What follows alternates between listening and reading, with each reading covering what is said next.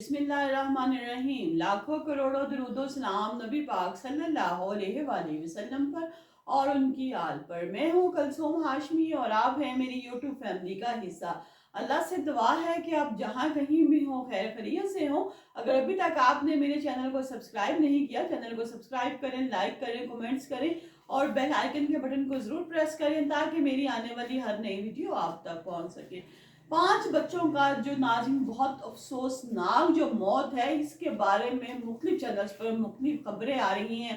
कोई कुछ कह रहा है, कोई कुछ कह रहा है, लेकिन ये सब लोग जो है, कोई माँ को इल्ज़ाम दे रहा है, कोई बाप के बारे में बात कर रहा है। चंद व्यूज़ के लिए ये जो धंधा शुरू किया जा रहा है सोशल मीडिया पे, खुदार रहा किसी माँ को इल्ज़ाम ना दें, किसी बाप को इल्ज़ाम ना दें। ये मत कहें कि जिसको इनकी माँ ने मार दिया, कोई माँ भी इतनी बेदर्द नहीं हो सकती। नाज़रीन, असल वाकया क्या है इसके बारे में मैं आपके साथ अपने इस ब्लॉग में शेयर करती हूँ।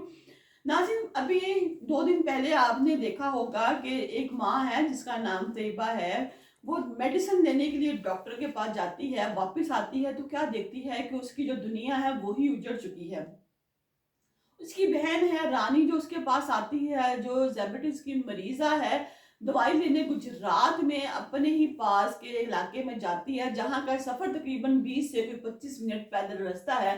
अब वहां पे वो दोनों टेस्ट करवा के आती हैं। टेस्ट करवाने के बाद जब रिपोर्ट लेने जाती हैं तो माँ जो है वो कहती है कि बच्चे घर पे हैं, ठंड बहुत है, तो मैं बच्चों को कोई ना कोई ऐसा बंदोबस्त कर दूं।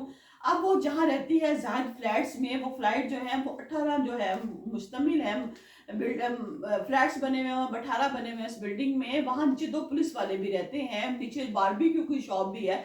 बारबेक्यू वाला अपनी शॉप पे जो है वो छोड़ के चला जाता है तो वहां पर कोयला पड़ा हुआ है। अब वो क्या करती है कि कोयला उठाती है, कोयला उठा के ऊपर लेके आती है। ये उसकी रूटीन में शामिल था क्योंकि उसका जो मियाँ है वो 2 साल पहले मलेशिया चला गया था। यहाँ पर जो उसका मियाँ वो दर्जियों का काम करता था। अब वो कोयला लाती है, कोयला जलाती है और कहती है किलो आधा किलो कोयला होगा जो जलाती है एक दाबड़े से में, और कहती है कि आप लोग ये कमरा गर्म हो गया है, आप बैठो, मैं खाला के साथ जाके रिपोर्ट ले आती हूँ। रिपोर्ट लेने जाती है, वापिस आती है तो क्या देखती है कि दरवाजा खड़काती है, विंडो खड़काती है कि दरवाजा खोलो। पहले भी लोगों की ये प्रैक्टिस होगी क्योंकि उसकी एक बेटी है 14-15 साल की। 14-15 साल की जो बच्ची है वो माशाल्लाह समझदार है, मच्योर है। एक उसका बेटा है तकरीबन 11 साल का, एक बेटा 7 साल का, और तकरीबन जो 13 साल की बच्ची है और ये 11 साल का बच्चा है। माशाल्लाह ये मच्योर बच्चे हैं, मच्योर बच्चों में शुमार होती हैं और बच्चियां तो वैसे ही बहुत समझदार होती हैं। अब जब वो आकर दरवाजा खड़काती है, अंदर से कोई आवाज नहीं आती। उसकी प्रैक्टिस ये थी, वो बताती है कि जब मैं विंडो खड़काती थी तो जो बच्चों को, क्योंकि मुल्क के हालात ही ऐसे हैं, इर्द गिर्द के हालात ही ऐसी हैं, वो कहती थी दरवाजा बंद कर लो, जब मैं विंडो खड़काऊंगी तुम दरवाजा खोल देना। और आज इस दफा जब उसने आकर विंडो खड़काया, दरवाजा खड़काया तो कोई नहीं आया। बहुत से लोगों ने इस पे बहुत सी बातें की। किसी ने कहा जी 1 किलो आधा किलो कोयला है, ये अभी जल गया, क्या इससे बच्चों की मौत वाकया होगी। कुछ ने कहा कि नहीं, बच्चों को जहर दे दिया गया है, बच्चों ने जहर खाया है और जहर खा के मर गए हैं, क्योंकि आधा किलो किलो कोयले से इतनी जो है वो कमरे में ऑक्सीजन पैदा नहीं होती कि सांस बंद हो सके। अब बताया ये भी जा रहा है कि उस बेड पर बच्चों ने वॉमिट भी की हुई है। क्या पांचों के पांचों बच्चे, 4 बच्चे अपने तैयबा के और एक बच्चा रानी का जो आई हुई है इसके घर, इसकी बहन। अब ये जो पांचों बच्चे हैं क्या एक साथ ही दिन के 5 बजे सो गए? क्या इनको ये नहीं पता चला कि अगर किसी एक का भी सांस बंद हो रहा है तो वो दरवाजा खोल के बाहर की तरफ भाग जाए? यहाँ पर मुद्दा ये खड़ा होता है, बहुत से लोग ये कहते हैं कि मामला कुछ इस तरह हुआ है कि मैं भी जब ये घर से चली गई हुई औरत तो खाने में कोई चीज गिर गई हो, छिपकली वगैरह, जहर वगैरह। कोई ये कह रहा है कि शायद कोई इसके बच्चों से हसद करता था, कोई हमसाया वाला, कोई मोहल्ले वाला जिसकी अपनी औलाद नहीं थी तो उसने इसके बच्चों को भी जहर दे दिया। मैं इस बात से एग्री नहीं करती कि किसी हमसाये को, किसी मोहल्लेदार को किसी के बच्चों से क्या हसद हो सकता है। देखिए जी, औलाद तो अल्लाह ने देनी है ना, और जिसको मर्जी दे दो। कोई इतना जालिम नहीं हो सकता कि किसी के सारे ही बच्चों को जहर दे दे। यहाँ पर वकूआ ये खड़ा होता है कि अब जो उसका बाप है वो वहां पे बड़ा परेशान है। वो कहता है कि मैं वहां पर गैर कानूनी हूँ और मैंने किसी बंदे से वहां पे कर्जा भी ले रखा है, पाकिस्तानी रुपए के मुताबिक उसकी 50 से 60 हजार रुपया जो तनख्वाह है वहां मलेशिया में लगी है, जिससे कि घर का गुजर बसर भी बहुत मुश्किल से होता है। पहले मैंने बताया आपको वो यहाँ पे दर्जी था और कपड़े सिलता था, उसके बाद 1.5-2 साल हो गया वो वहां चला गया। कुछ रहे नाज़रीन ये बताते हैं कि जी उसके पास जो है उसने किसी से लोन लिया, वहां जो आदमी है वो उसको यहाँ पर आने नहीं दे रहा कि अगर ये पाकिस्तान चला गया, अब इसके बच्चे भी नहीं है, तो क्या पता ये वापस मलेशिया आए ना आए और मेरे पैसे जो मेरी रकम है वो कहाँ पर जाएगी।